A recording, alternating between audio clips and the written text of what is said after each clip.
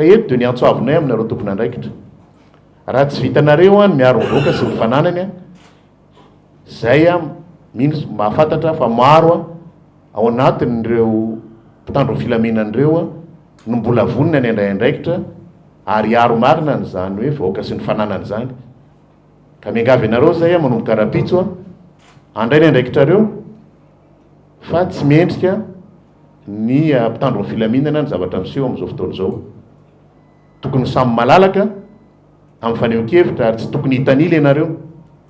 satria ny fitanlanareo no hiteraka korotana eto amin'ny firenena ohatra nefa fitanilano io gouvernementa tsy ara-dalàna io zany hoe mandeha makany amin'ny tsy ara-dalàna koa zany ianareo nanomboka androany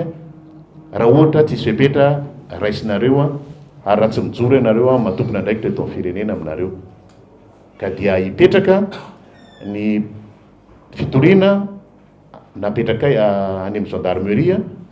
ary ho avy koa zany ho hitanay raha mpitso raha tena misy marina zany hoe mpitandro filaminana miaro vahoaka sy ny fananany zany ary averimberiko ihany raha ohatra tsy vitanareo le izy dia manana zo ihany koa reo mitovy aminareo andray andraikitra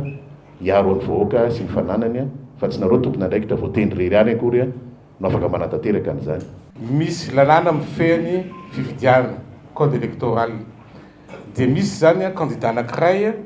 zay manimba ny fiarahamonina ary indrindra tsy manaja ny lalàna mifehy fifidianana amin'ny fanaovana herisetra amina candidat hafa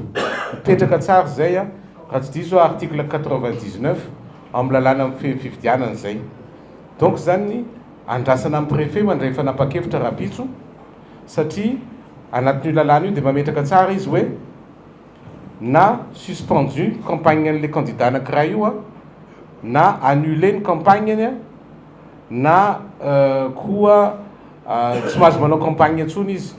na disqualifié izy avy eo plus tard fa io zany tsy maintsy misy fepetra raisiny préfet Tananarivo amin'ny zavatra nitranga androany iny raha vao tsy mandray fanapa-kevitra eo préfet dia mazava loatra tongilana ho an'ny candidat anankiray.